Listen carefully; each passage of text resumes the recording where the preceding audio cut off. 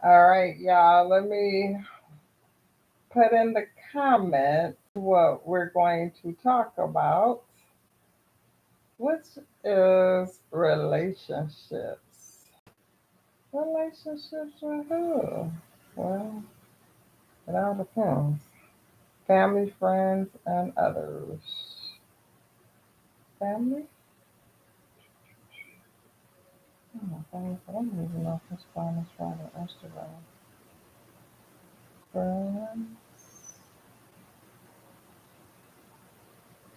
and others.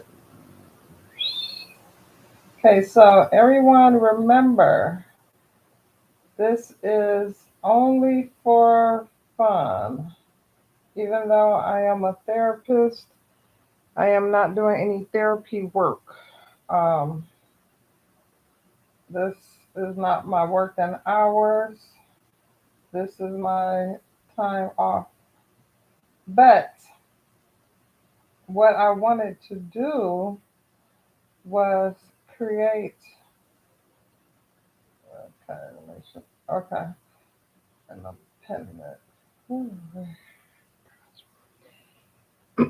So I'm on YouTube and then Instagram. Oh my gosh, I forgot Instagram. I get to change my face. Gosh, too much. All right. So, well, I'm trying to find an image on Instagram. Yeah, I'm a licensed therapist. This is not any type of therapy work. This is not any type of therapy suggestions.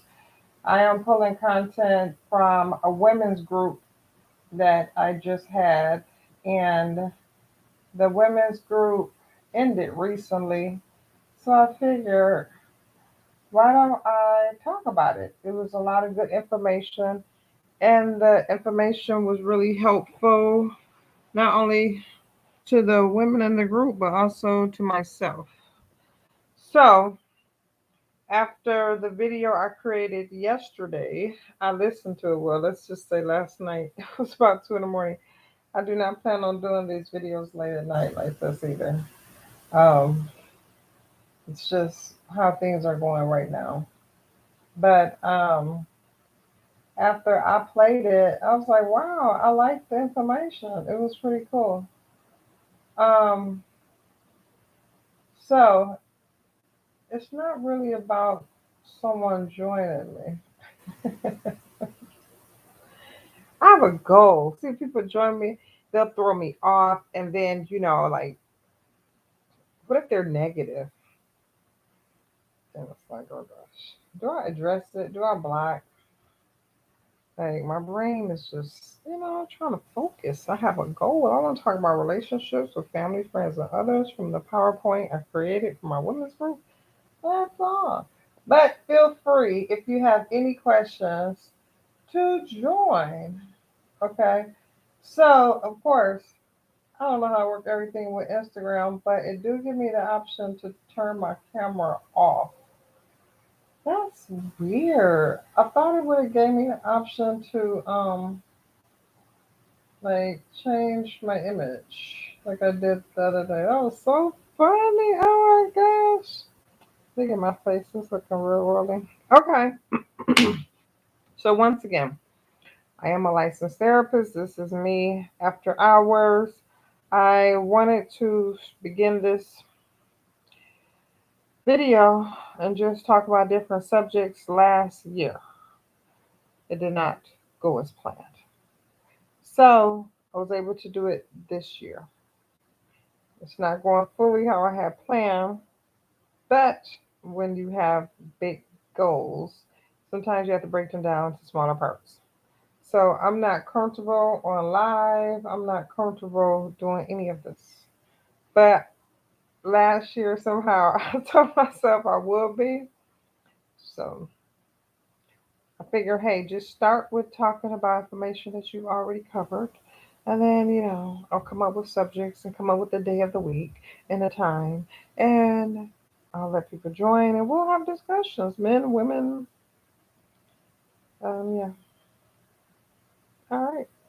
So tonight, at almost 12 a.m., not by my choice, but because that's how things happen in life.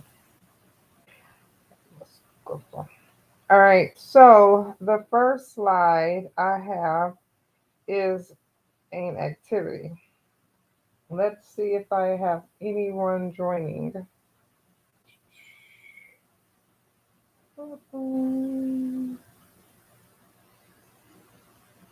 Nobody joining?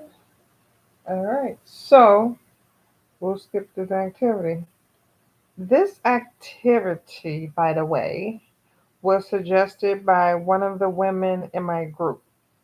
She thought it might be a good idea to do a meditation or some breathing assignment before we get started.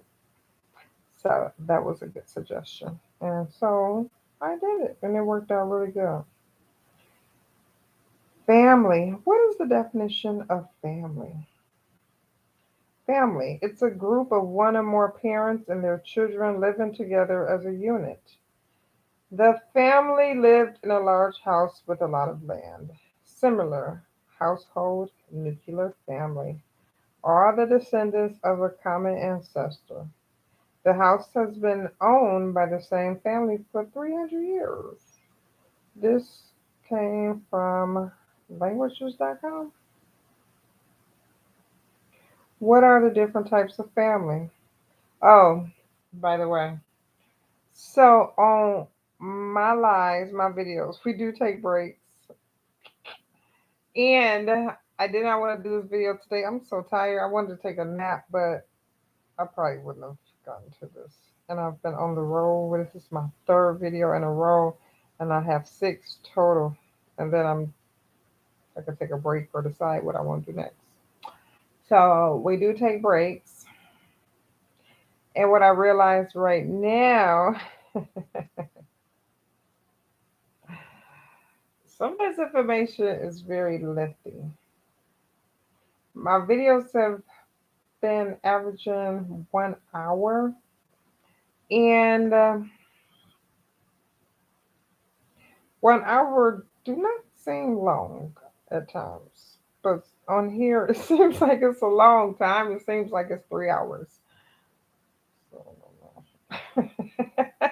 All right, so I don't know if I should just skip it or read through it fast. Like what?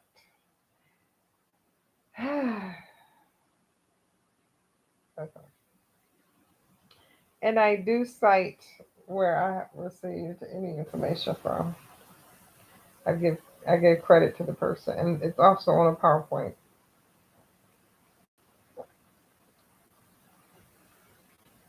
I'm so funny. I feel like I need a break already. But you know what?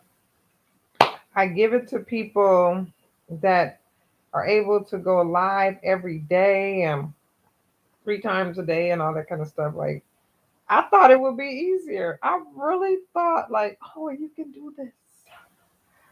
But I realized it's like a job. And I've heard on YouTube where people say, this is a job, you should pay me. Make sure you press like, click the share, comment. And I was just like, okay. I didn't know creating a video was a job. But I think the job come in the consistency, the dedication, the hard work, the perseverance, the confidence, self-esteem. I don't know. Okay, all that. Okay. But what's keeping me going is looking back at the videos. And like I said, I watched my video last night and I liked it. I was so happy. I was like, wow, I really like that information. So I better make another video.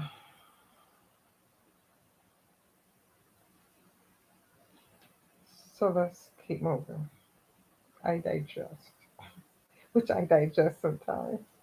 All right. What are the different types of family? You have nuclear family, single parent family, extended family, childless family, step family, and grandparent family, which there could be more, but for the sake of this PowerPoint, let's just keep it like this. The nuclear family is the traditional type of family structure. This family consists of two parents and children. The nuclear family was long held and esteemed by society as being the idea in which to raise children. Children in nuclear families receive strength and stability from the two parent structure and generally have more opportunities due to the financial ease of two adults. Oh,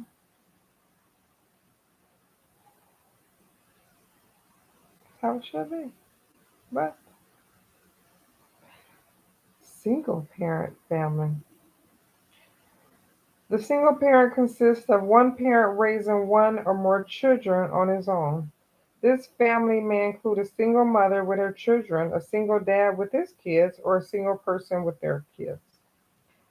The single parent family is the biggest change society has seen in terms of the changes in family structures. One in four children is born to a single mother. Single parent families are generally close and find ways to work together to solve problems such as dividing up household chores. When only one parent is at home, it may be a struggle to find childcare as there's only one parent working. This limits income and opportunities in many cases, although many single parent families have support from relatives and friends, and also the government and other um, outside sources. All right, moving on. Extended family. The extended family structure consists of two or more adults who are related either by blood or marriage living in the same home. This family includes many relatives living together and working towards common goals, such as raising the children and keeping up with the household duties. Many extended families include cousins, aunts, or uncles and grandparents living together. This type of family structure may form due to financial difficulties or because older relatives are unable to care for themselves alone.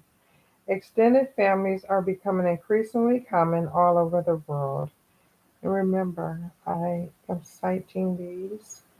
Um, so this particular resource I'll cite at the end because it's several clips. But the resource is cited on each clip, but because I'm not showing the clips, I've cited on the video at the end.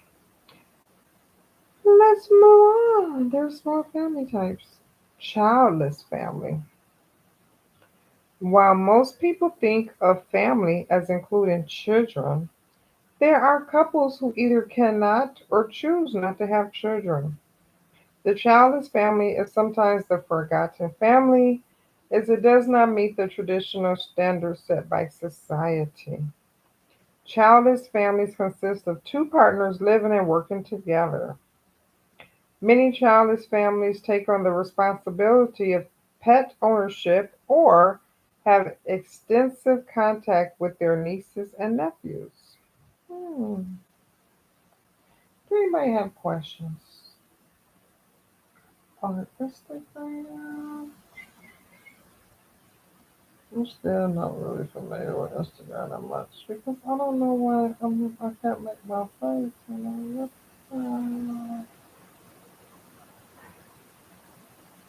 YouTube, all right? Step family. Over half of all marriages end in divorce, and many of these individuals choose to get remarried. This creates the step or blended family, which involves two separate families merging into one new unit. It consists of a new husband, wife, or spouse, and their children from previous marriages or relationships. Step families are about as common as the nuclear family, although they tend to have more problems, such as adjustment periods and discipline issues. Step families need to learn to work together and also work with their exes to ensure their family units run smoothly.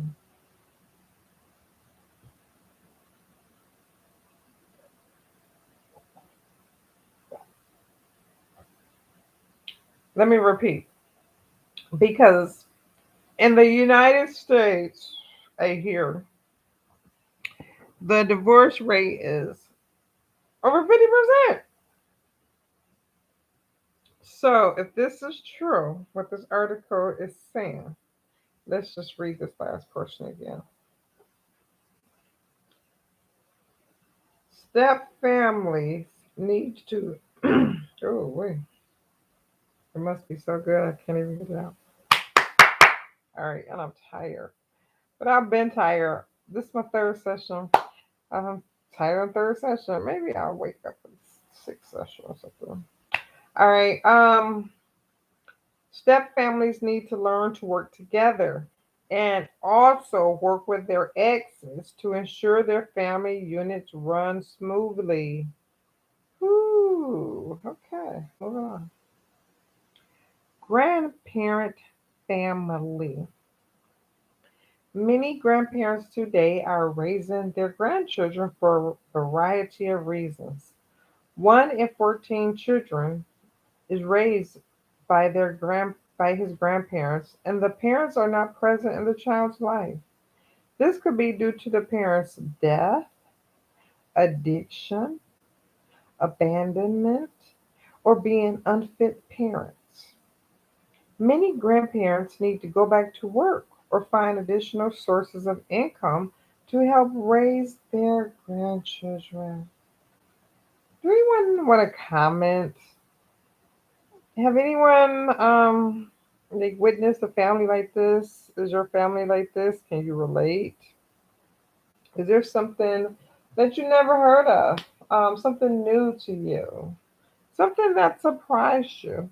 Is there something you thought meant one thing and now you're learning it means something different? All right, let's move on. I'm acting up on YouTube. All right. Come on. Variety of structures. There is no right or wrong answer when it comes to what is the best type of family structure. As long as the family is filled with love and support for one another, it tends to be successful and thrive. Families need to do what is best for each other and themselves, and that can be achieved in almost any unit.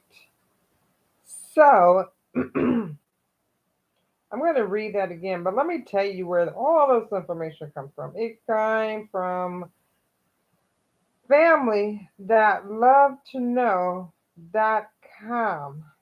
All right, so I want to read this last slide about the different types of families again.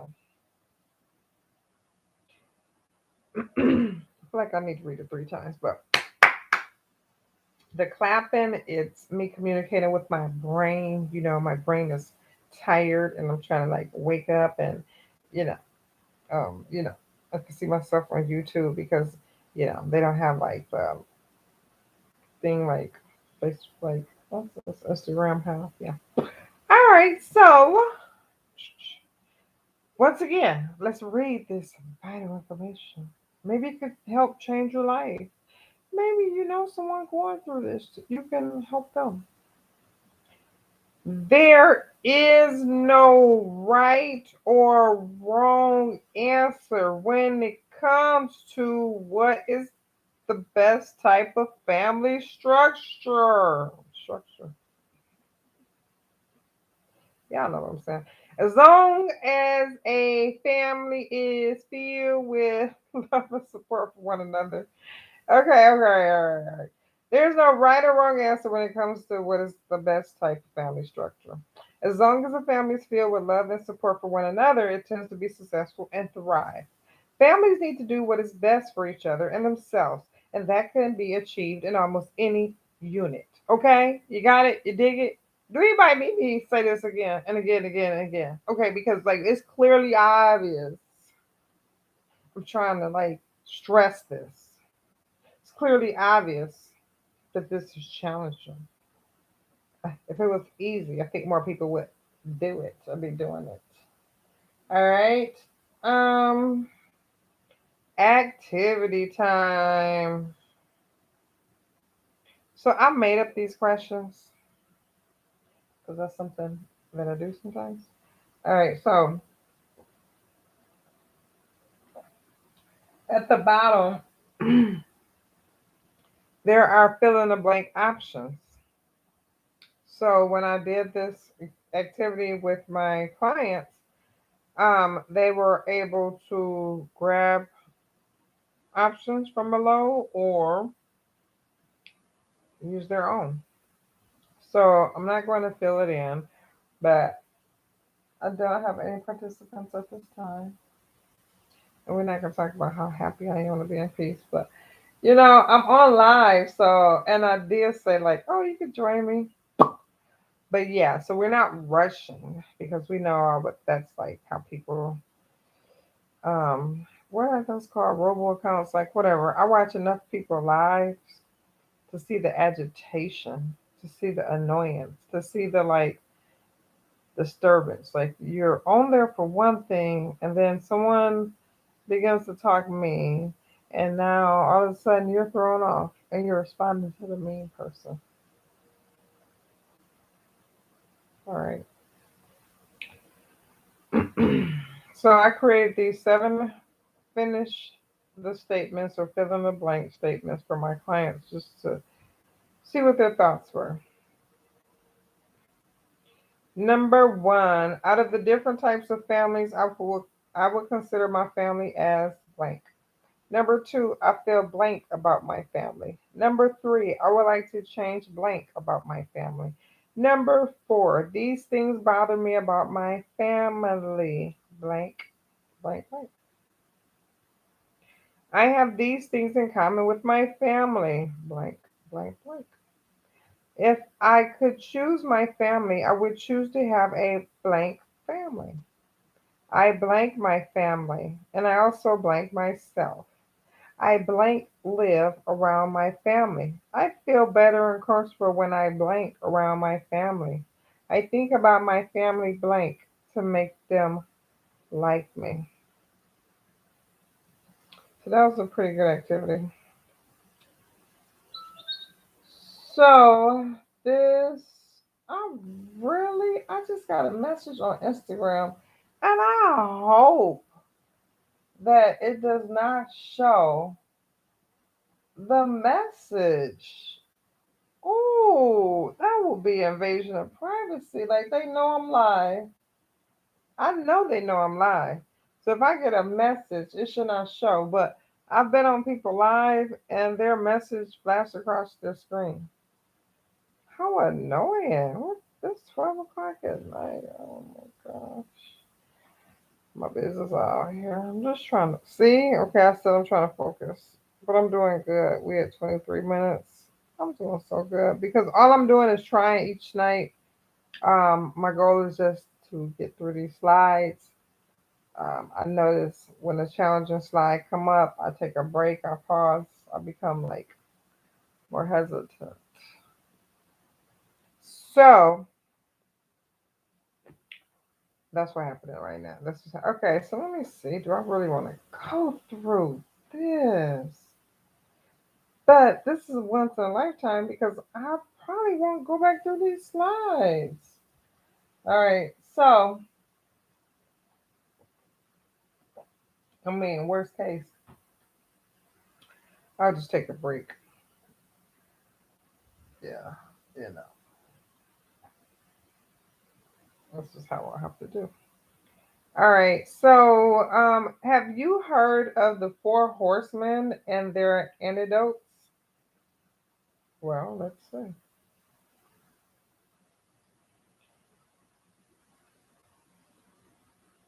Wow. Oh my gosh. So, what I'm doing is trying to make my screen larger because I need my glasses.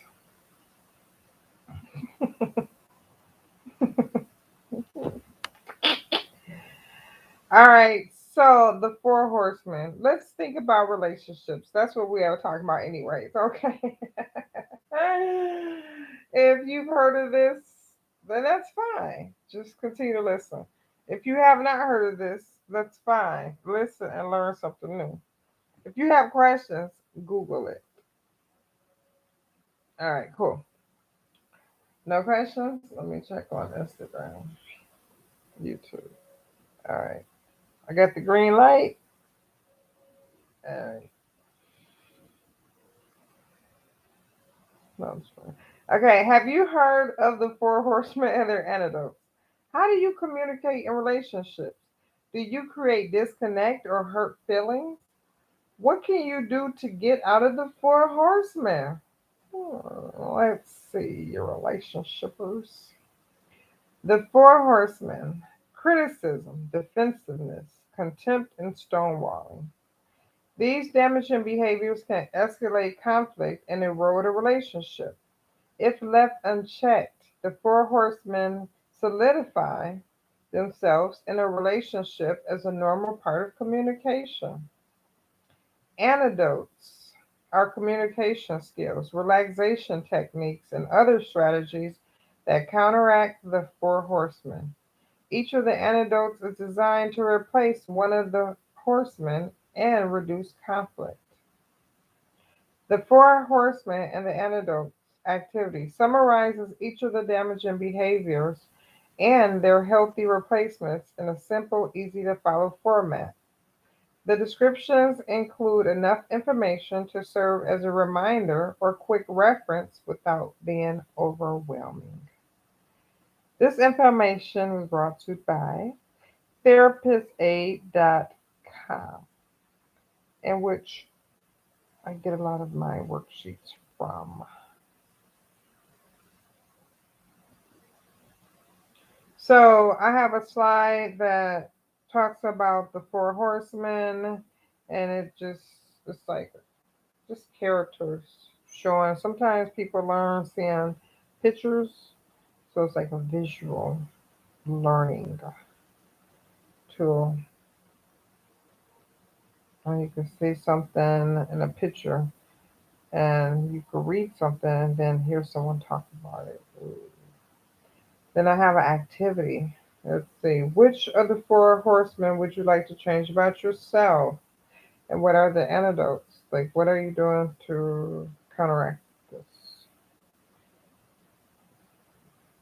So let's continue because I don't want to give too many examples because then time is going to go by and I'm going to be like, oh gosh, I have to also read this because I want to go back and listen to it later. So, whew, but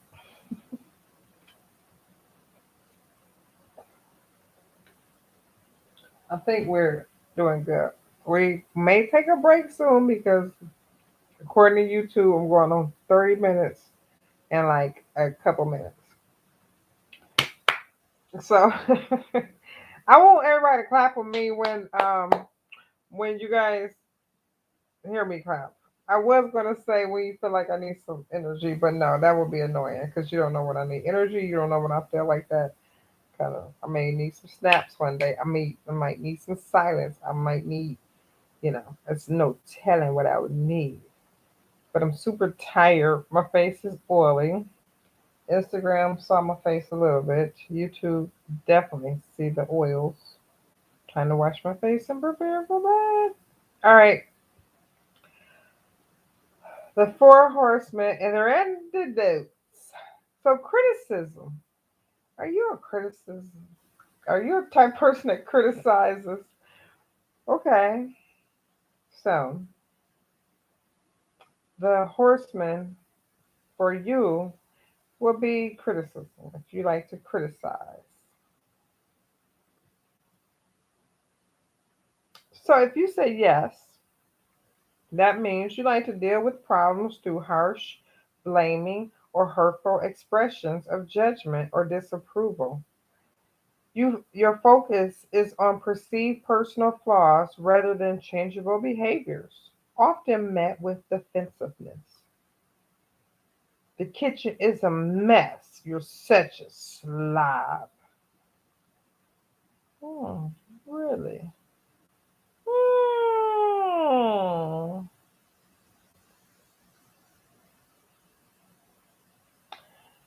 So, something that might help you. as a gentle start.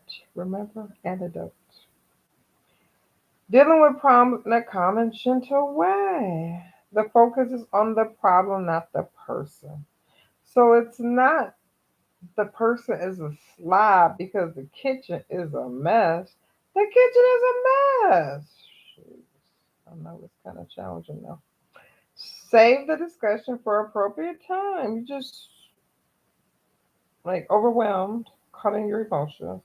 And you want to be careful what you say. Because you're blaming someone, but you're really mad at the issue, not them.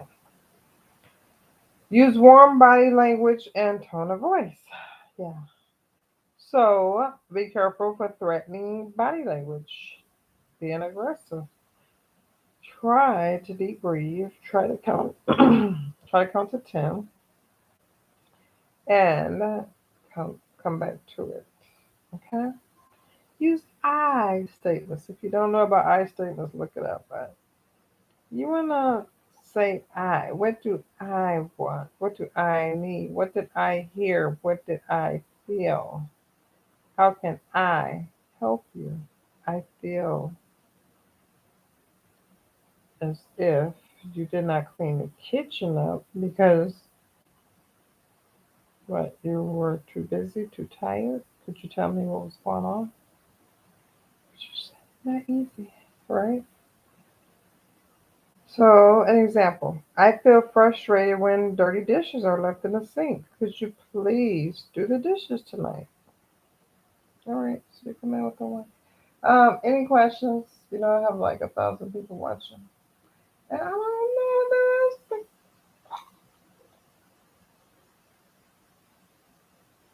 Y'all know what this is? Sneaky late, late. Wait. I don't know why Instagram. Do y'all think Instagram took away like my ability to change my image? Because I don't know. I hear they mess with people a lot. All right. Next slide. Another horseman. Defensiveness. Ooh, is this you? Tell the truth. Tell the truth. Deflecting responsibility for your own mistakes and behaviors or refusing to accept feedback.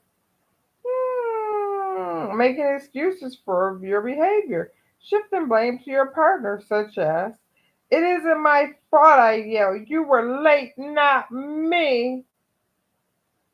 Are you defensive? So when you call out on something, do you all of a sudden blame the other person? If the other person tell you another way to do this is better, is helpful, will make your job go smoother, will save you on time, gas, or money, do you deny that help because you know it wasn't you who thought of it? Um, you don't want to like listen to someone else. Is that you? You, you got what you need. All right. How do you reverse this? Oh, you ready? All right. Antidote. Take responsibility. Own up to your behavior without blaming others. Avoid taking feedback personally. Use feedback as an opportunity to improve. Show remorse and apologize, such as, I shouldn't have raised my voice. I'm sorry. Yeah. So, it's not easy when you feel like, you're usually right and now you're wrong. But to be human is to make errors. If there's a person that has a strength or a quality, a positive trait that you don't have, they may have some insight that you don't have. And you may not ever have. So if you listen to this person and not take things personal, but listen open mindedly, you might find some valuable information that'll help you. You might also be able to improve. in many different areas. Learn how to apologize. I'm sorry. I apologize. I didn't mean to do that. I was out of control. I lost my mind. I lost my temper. I lost my cool. I lost track of my emotions. I'll do better for myself. And you'll benefit from that. Oh, really? All right. Next horseman is contempt. Contempt, contempt, contempt. What is contempt? Some people are like, are we like in court? Is it contempt of court or contempt of what? So, showing anger, disgust, or hostility towards your partner. Oh, yeah, pretty negative. Uh-huh. So, if you're contempt, you're pretty negative. Using put downs or insults. Acting superior to your partner. Using mocking or sarcastic tones. Ooh, are you a bully? What's going on? Why do you do that? Oh, you want to know how to help? Okay, let me tell you. Shared fondness and admiration. That's the antidotes. So, foster a healthy relationship by regularly showing each other respect and appreciation. Show affection. Recognize your partner's strengths. Give compliments. Be nice. Give your partner a hug. Do something special and unique. Recognize your partner's strengths. There's nothing wrong with acknowledging your partner's intelligence, their skill in organizing, or whatever they do. There's nothing wrong with that. Give your partner a compliment. You look very nice today. You look beautiful. I like how you do this. I like how you do that. All right, y'all. I can't hire. Okay, so I'm at 30. I'm almost at 40 minutes. Oh my gosh. Okay, so another horseman is stonewalling. Stonewalling. Oh, so okay. Anybody that joined, we are talking about relationships with family, friends, and others. And right now, we are talking about the four horsemen and their antidote. So we're talking about negative and tools to reverse negative patterns and traits with positive patterns and traits, hoping to create positive relationships. I'm a licensed therapist. This is after hours.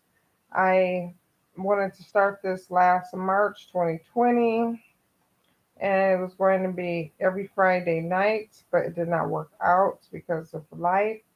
So I just wanted to start. So these PowerPoints that we're talking about right now are from a women's group that I just did for 6 weeks. So I'm not for sure how this is going to go, but I'm trying to get started by doing this. So if anyone have any questions, anyone want to join the live, feel free, type, let me know. All right, stonewalling. So that's emotionally withdrawing, shutting down, or going silent during important discussions. Often in response to feeling overwhelmed. Used to avoid difficult discussions or problems. Underlying problems go unresolved. So, like, sometimes stonewalling might be positive if you guys are really high in emotions. Like, maybe you feel a big argument might escalate, a fight, or something negative may happen. Then you definitely want to come back to it later when you both have calmed down. Um, you want to avoid using this as a getaway, right? Because the problems don't uh, the problems never get resolved. So it's like, even though it's another day and you guys made it to see another day, that same problem might occur at another time. And so you're gonna have to just deal with it. So How to help yourself if you're a stonewaller. Use self-soothing techniques, such as you'll use relaxation techniques to calm down and stay present with your partner. Agree to pause the conversation briefly. Use deep breathing. Use progressive muscle relaxation, PMR. Okay, all of those can be found on Google and YouTube. They're awesome. I believe in all of those techniques. Sometimes just taking a step back, like I need to chill or just give me a moment and go count to 10. If you're super mad, filled with anxiety, start at 100. Some people have to dance, some people have to go for a jog, some people listen to music, but you need that break. Um,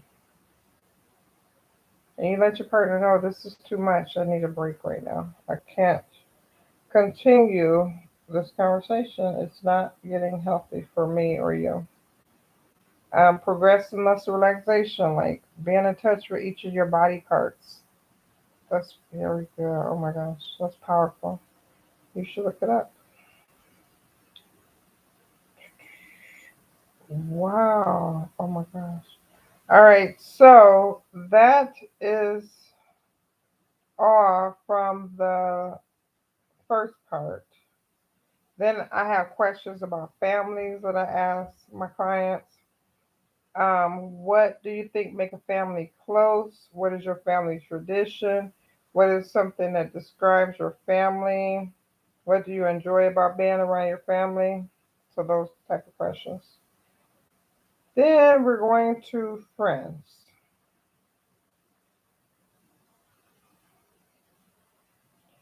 Friend. I'm getting hot. I'll take a break. I'm gonna turn my air on. Yeah, so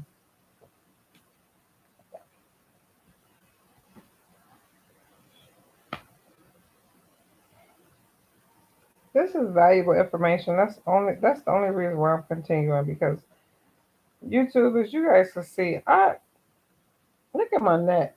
Like I think I'm getting hot. And look, I'm all slouched. Really? It's almost 1 in the morning. No, it's past 12:23, but still. Friend. Mm, mm. How many of us have them? Friends. Ones we can depend on. Let's be friends. Okay, that was a song by Houdini. If you're older, you probably heard of them. But in my slide, and the credit is given to this might be Merriam Dictionary or something. Credit is at the bottom of the PowerPoint in tiny, tiny font. Friend, friend is defined as a person that you are fond of, with whom you talk or spend time. An example of a friend is the person you have known a long time and trust. Hmm. So then I have a quiz. How healthy are your friendships? You can search that up online. 5 signs of an unhealthy relationship. Hold on, let me see how many slides is tonight. This is slide.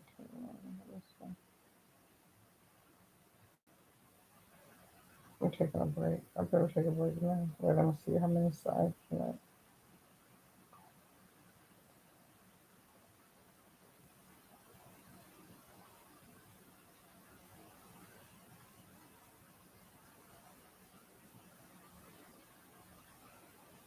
Okay, so let's take a brief break because we're about to start something that's going to go into more. So I could see right now I'm at 45 minutes. Let me get to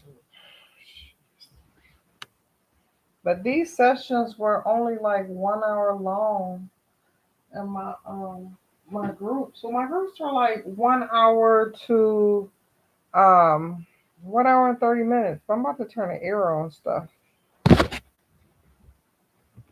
Yeah, turn the air on.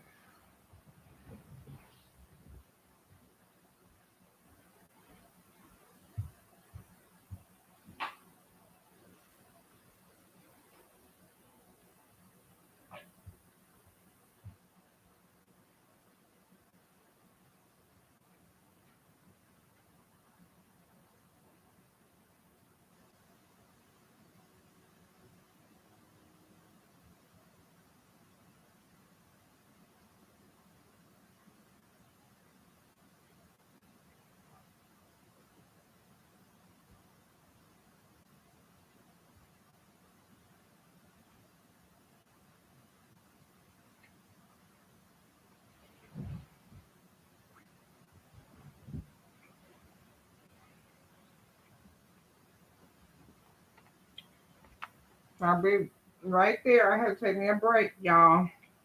I didn't mute any of my devices because I'm not doing nothing but, oh my gosh.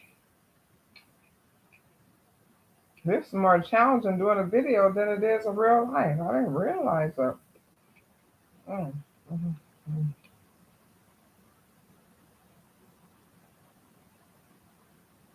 And I really don't know what the big challenge is because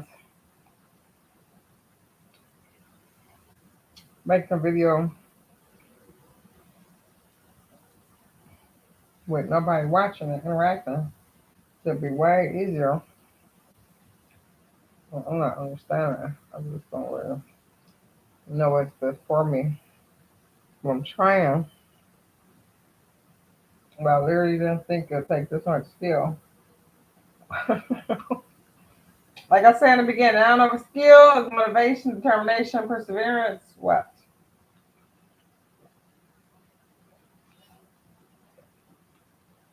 But I know yesterday when I took a break, I felt better. And today I'm taking a break, I feel better. I've been talking for like 40 minutes, so that's a long time. Even when I'm in session, I don't talk this much. My clients talk.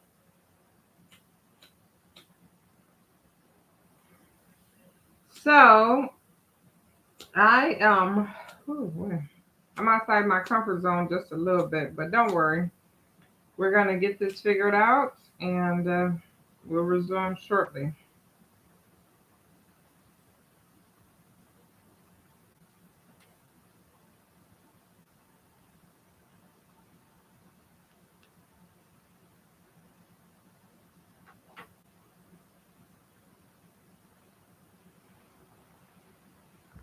All right.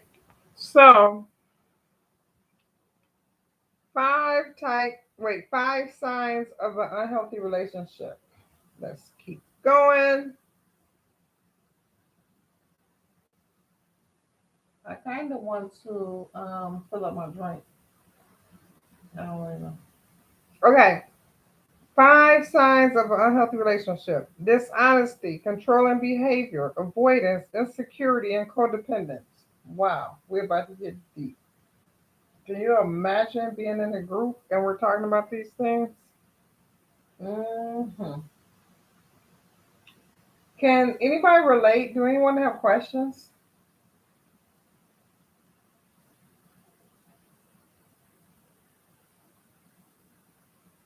Is anybody in a relationship that they want to talk about where they have experience or are experiencing anything that I listed as a sign of an unhealthy relationship?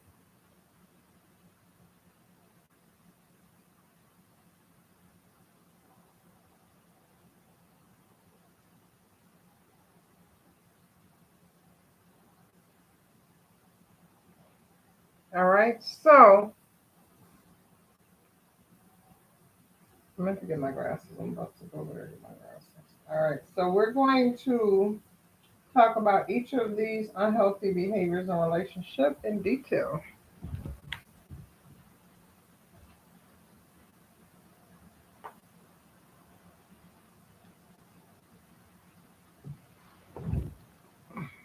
All right, so I got my glasses now. I should be able to see. All right, I got my camera off of YouTube. Oh my gosh, because they should really work it out where I don't have to show my face like that. Come on. All right, so number one, dishonesty. Trust is the root of a thriving relationship. Lying and other deceptive behaviors break the trust, tainting the emotional honesty a healthy relationship requires. Oh, yeah. Sorry about that, you guys. Lying and other deceptive behaviors breaks this trust, tainting the emotional honesty a healthy relationship requires. Right, okay. Of course, everyone tells white lies, but saying, I love your cooking is vastly different from consistent dishonesty. If one or both partners regularly lies about things like where you've been, how much money you spent, or who they spend their time with, the relationship is not healthy. Lies like this prevent real intimacy, foster guilt, and put strain on the couple's dynamic. Who could relate to this? Did you guys hear me? Isn't that interesting? So white lies like I love your cooking is okay. But consistent dishonesty is not. If you start lying, then your partner starts lying, then both of you guys are just lying. And it don't matter if it's about lying about how much money you spent or who spent their money or their time on this and that person. Now you both are liars. And that's not a healthy relationship. Controlling behavior. Controlling behavior can be especially toxic and often escalates as time goes on. This sign of an unhealthy relationship takes on many forms and is usually focused on minimizing a person's autonomy and independence. Autonomy, sorry. Autonomy, keeping them from doing things that they would usually do regularly, and independence. Things like isolating a person from family and friends, governing a partner's personal style choices, and limiting where they go and how late they stay out are all symptoms of control and manipulation. A controlling person would try to convince their partner that the rules and regulations being built around them are for their own good, leading to feelings of shame and reliance. This type of behavior is destructive, often walking and crossing the fine line between an unhealthy relationship and an abusive relationship. Yeah. So, if you're in a relationship like this, you want to get some help. Okay? You should be able to be independent while you're with your partner. You should be able to enjoy your life. You should be able to feel free, happy. All right. Number three, avoidance. Addressing conflict head on is always nerve wracking, and most people struggle to navigate difficult conversation. While it's tempting to use excuses like, I don't want to talk about it, these exchanges are often the only way to resolve a dispute. This is especially important when nurturing a healthy relationship.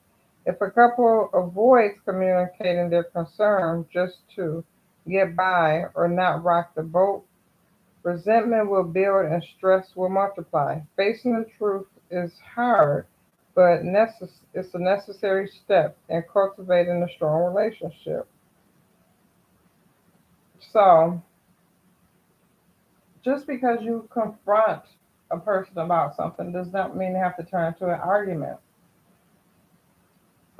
If you're bothered by something and you're just addressing the conflict, both people are bothered by that. You're bothered that you have to do that. The other person that's listening are bothered because now they have to hear you out and they don't understand. But it's healthy to find a way to talk about issues versus avoiding them. When you avoid issues, you're going to have some resentment and it's hard to trust. Number four, insecurity. Everyone has insecurities, but these should never be exaggerated. Exaggerated. I'm tired. Exacerbated. Exacerbated. Okay. It should never be brought on by a partner. Exacerbated. Everyone has insecurities, but these should never be exacerbated by a partner. Or brought on, agitated, like makes you feel like by a partner. Relationships should be fulfilling both physically and emotionally. In the unhealthy relationship, however, partners may whittle away at the other's self confidence. Subtle criticism, like calling a partner too emotional or making a negative comment about their weight, can fuel contempt and deplete self worth. In fact, relationship counselors found that frequent criticism is the single greatest predictor of divorce. Wow, interesting. Are you guys listening? Do anybody have questions? Any relationship people out here have any experience about any of this? Pretty deep right now. Codependency, number 5. Codependency is more than just being clingy or needing extra attention. In a codependent relationship, one partner is the taker while the other is the giver. The giver will subvert their own needs to conform to those of their partner, while the taker will rely on that partner for extreme support and validation.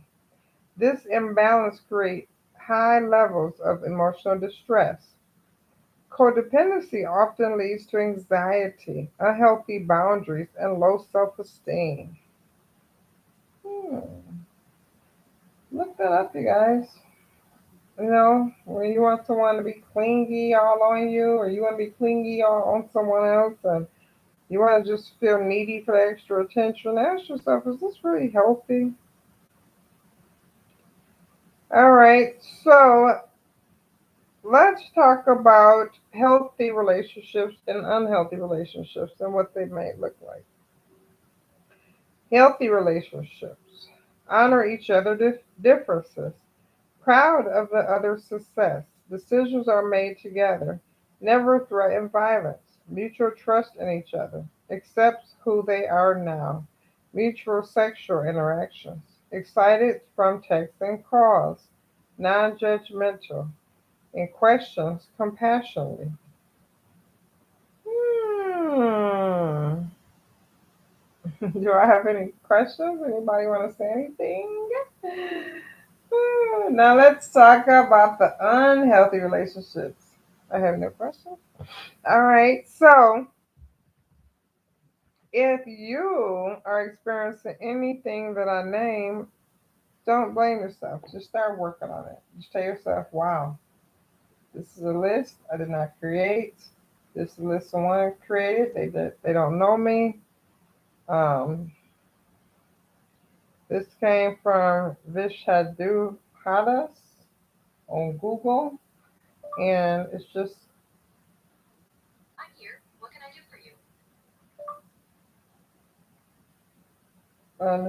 about family. Yeah, I just said Google. I guess I can't say that because they were about to do a search for me on Instagram. All right, unhealthy relationships. If this is you, just work on it. Try to force your partner to change. That's not positive. A healthy relationship, they threaten by their partner's success. They dominate their partner. The dominant partner is the only one that make decisions. They use violence to control. Use violence to control. They're always jealous and doubtful. They use the past against them. Only one partner gets pleasure sexually. There's anxiety when it's texts and phone calls. They're very judgmental, always accusing and not asking. All right, we're moving on. What does YouTube fair time is like? Ooh, we almost have 1 hour. I cannot believe my video. All right, let me just hurry up. I'm not too fast. All right, my relationship with others. What is the true meaning of a relationship? The relationship between two people or groups is the one in which they feel and behave towards each other. A relationship is a close connection between two people, especially one involving romantic or sexual feelings. What does it mean to be an acquaintance? Someone who is known but who is not a close friend. Formal. The state of knowing someone in a personal or social way.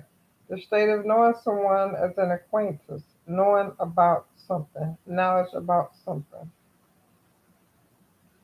Love requires attention. Love does not ignore. It doesn't look the other way. When people are in love, sometimes they think that they don't have to do any work. But real love actually enjoys giving attention to another person. It feels good and doesn't see giving attention to another person as a chore. Any questions on YouTube, Instagram? Once again, I really don't know if Instagram is going all the way. I don't even understand this right now. Alright, but YouTube has a timer going, so that's how I know it's going. Potential. What is potential? Adjective. You use potential to say that someone or something is capable of developing into the particular kind of person or thing mentioned. The company has identified 60 potential customers. We are aware of the potential problems and have taken every precaution. This came from collegedictionary.com. You know how somebody may say, well, I only dated him or her because I saw their potential. What is potential? What does it mean when you see potential in someone? You can see potential in an idea. It means that you think it might be a good idea, although the details might need to be improved a bit. You can also see potential in a person, usually a young person who you think might one day become successful. Potential can be either good or bad. But when a person or thing has potential, we always expect something good from it in the future. As an adjective, as in potential losses, potential benefits, potential usually means simply possible.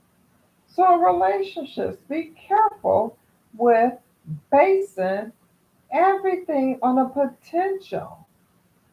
Okay? All you said is this person is possible. I think this person can. I see this person by doing. They're not doing it. You just think. You see the potential. Or if y'all can see the face I'm making. All right, activity time. Do I have any volunteers? Going once? Let me just get back active on YouTube. Hey, I look different, don't I?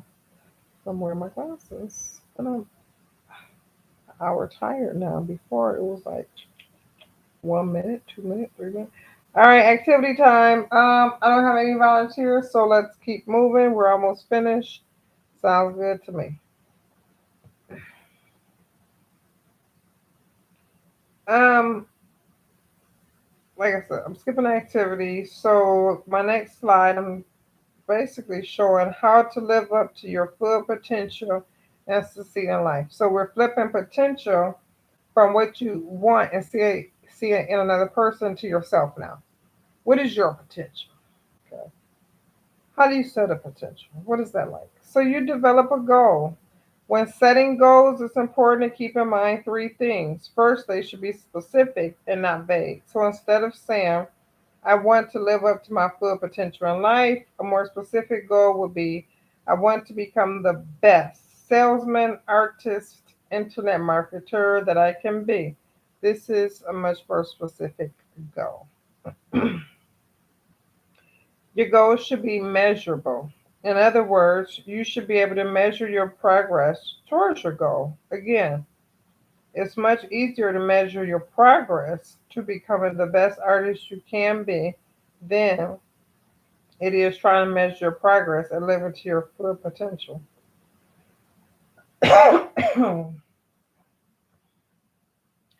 All right, so my voice is going out. This is not working. I don't really be talking that much, I guess. So because I really had a 1 hour limit, okay, and I'm at the 1 hour. I did take a break. I did not time my break, but it was probably 5 minutes. Let's hurry up. We're at the end. Understand that achieving your goal is oftentimes a byproduct of what you are doing. Let's say your goal is to become the best writer you can be. You may want to measure your success by your ability to get published, or in the case of blogging, how widely read your articles are. Instead of constantly worrying about reaching your goal to be the best, your time is much better spent on writing. As with anything, the more you do it, the better you'll get. It's the same with any goal. It's important to set them, but achieving your goal of becoming the best salesperson is really just a byproduct of getting out there and selling. These tips were found on lifehack.org.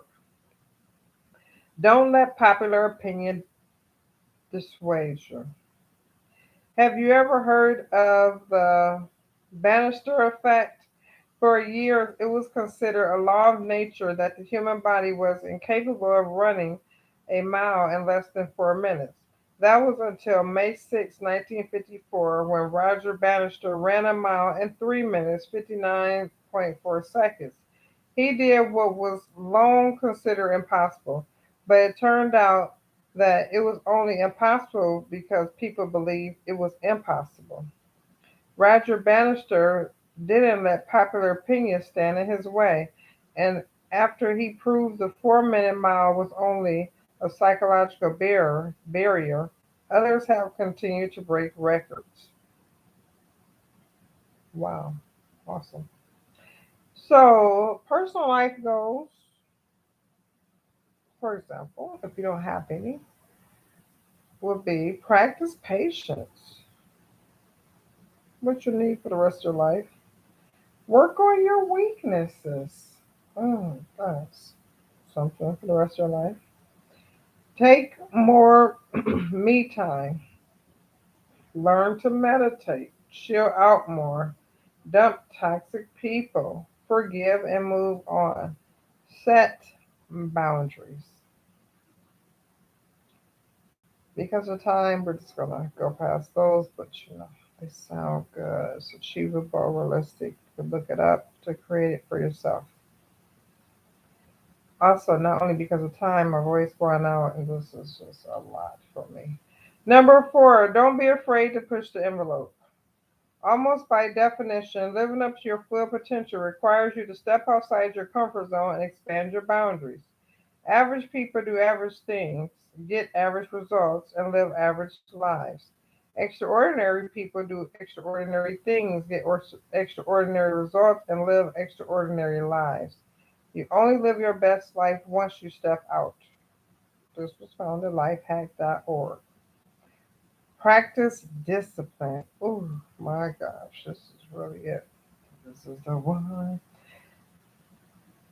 This comes easier for some people than others, but if it's a skill that you can develop and will serve you well in all these aspects of your life, try it, do it. Practice discipline. Another way of thinking about discipline is just delayed gratification. How many times have you been on a diet, but there's a piece of cheesecake in the refrigerator calling your name? Yeah, so I'm not on a diet, but I do got cheesecake in my freezer, and I need to treat myself after this right here, so I really hope I don't forget. All right, so my cheesecake is calling my name. Yes. Okay, but I'm on a diet. Okay, so I digress. So let me go back. How many times have you been on a diet, but there's a piece of cheesecake in your refrigerator calling out your name? Don't concern me, not my business. Having discipline is not a matter of not wanting the cheesecake. Discipline is acknowledging your desire for the cheesecake, but realizing that this craving is only temporarily. And once it passes, you'll be much happier that you didn't succumb to a temporary urge. So you don't want to pay for it later, right? All right, well, cool, don't do it. The bottom line here is that while you may want to stop working at a 5 p.m. sharp, wait, hold on, you guys. Um, the bottom line here is that while you may want to stop working at 5 p.m. sharp or watch the game on Saturday, but by developing a discipline to delay satisfaction, you will be pushing your boundaries and reaping the rewards that come from that extra effort. We're almost finished. Be confident. Have you ever dealt with someone who was new at their job and lacked confidence? Hmm. Maybe it was a salesperson who couldn't answer basic questions about a product or just gave you flat out wrong information. Did you end up buying from the salesperson? Did you? Were you nice? Come on, be nice. You were once new with something. My guess is no. I sure wouldn't, according to the article, but that's not me. I'm reading the article.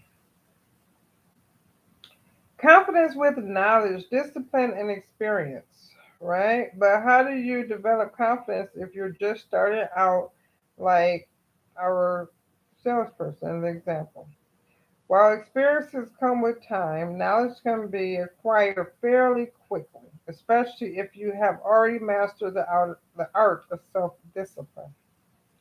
A good rule of thumb is to always start with knowledge.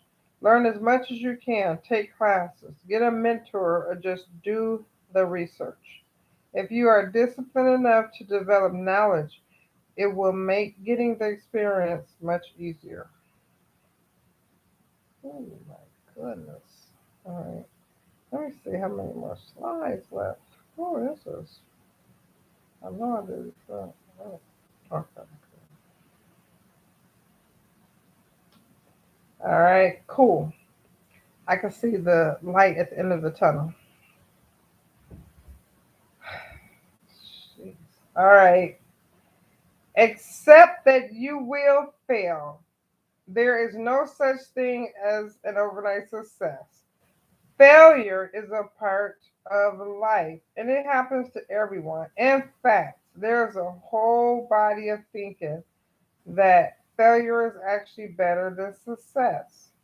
While most of us would agree that success is better than failure, when it does happen, here are something to keep in mind. Okay, you listening? You listening? All right. Don't take it personally. A failure in a job, career, business, or marriage is just that. It is not reflection on you as a person. It's not a reflection on you as a person. Okay? Never confuse your self worth with your net worth, according to this author at lifehack.org.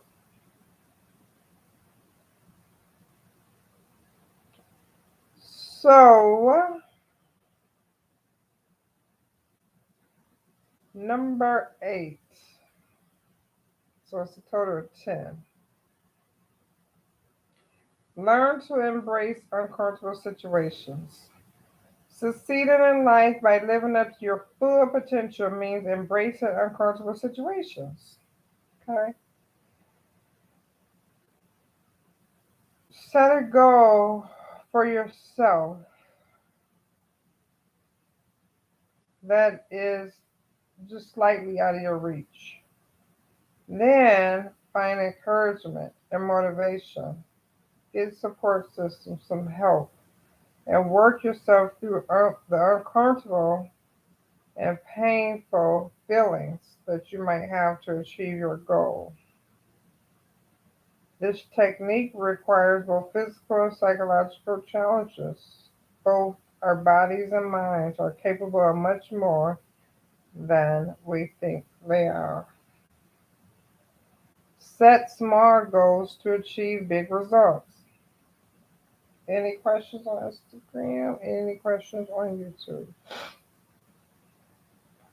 All right, we're almost finished. Wrap that up.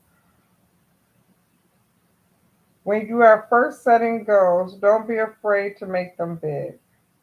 I want to be the number one salesperson in the company, or I want to be a successful artist. But once you have these goals set, you then need an action plan to get there.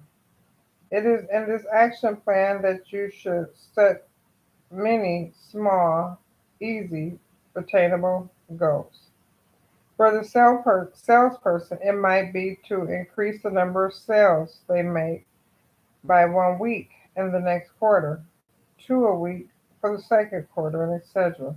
For the artist, it might be to master a technique before the next art show, or produce X number of works to sell at the art show. Whatever the goals are, they need to get you closer to your ultimate goal, which, while the same, should be attainable. Success builds on success. So achieving these small goals help to motivate you to continue to your bigger goals. It's like don't bite off more than you could chew. But if you want the whole piece, you just bite it in pieces. Get a little bit at a time, and you eventually have the whole piece. Number 10. Let's see what's after this. Oh, yes. Okay, good. Number 10. Do I have any questions from anybody, anywhere? We're covering relationship, family, friends, and others. This is not therapy. I am a licensed therapist, but I'm not doing therapy. This is after hours, and we're just discussing. If you are having any mental concerns or issues with anything that was discussed, please contact a or your mental health professional, whether it's psychologist, psychiatrist, or medical doctor. Thank you.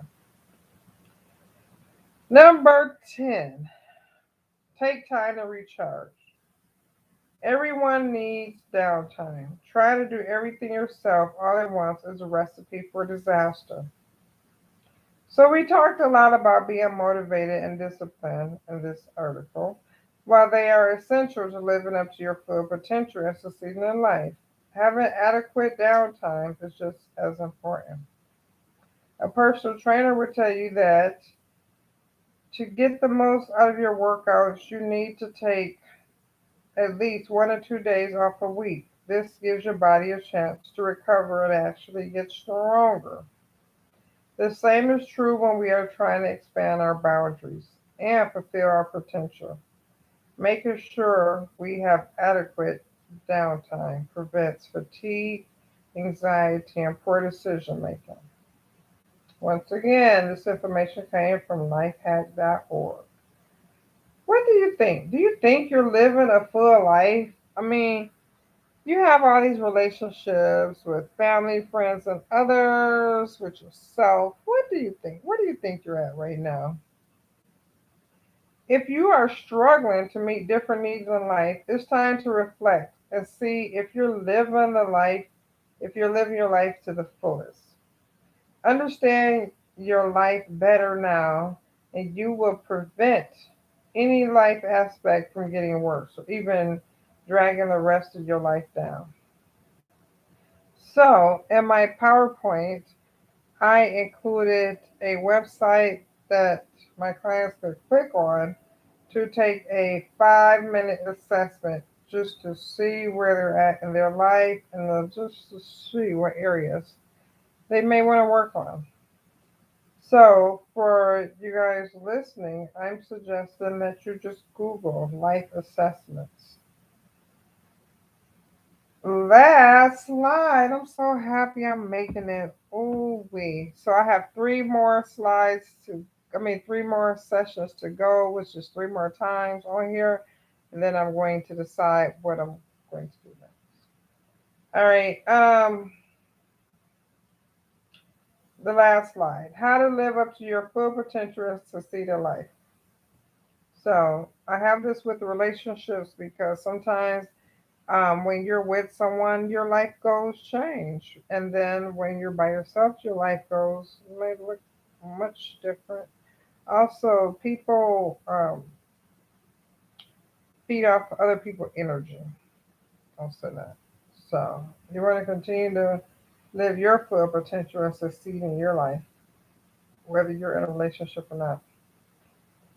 Move on. Failures can be heartbreaking, embarrassing. Take the time needed to go through these feelings and process the emotions, then let it go. Holding on to negative emotions help you and keep you stuck in a fixed mindset. Remember that your goal here is to live up to your full potential and succeed in life.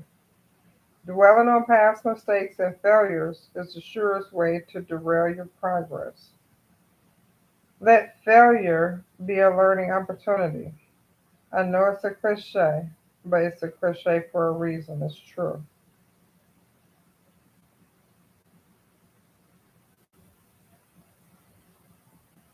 So you want to write down your goals, your career goals, family goals, financial goals, self-care goals, personal goals, household goals, goals with your children, goals with your spouse, goals in your marriage. Set goals in any area that you feel like will be beneficial. All right, and that is all. We made it to session 3. Like I said, there's 3 more sessions, and I'm going to try to knock them all out in a week so that I can decide if this is something I'm going to be doing and how I'm going to do it. But I thank you all for your time. Thank you for listening, and I will see you next time.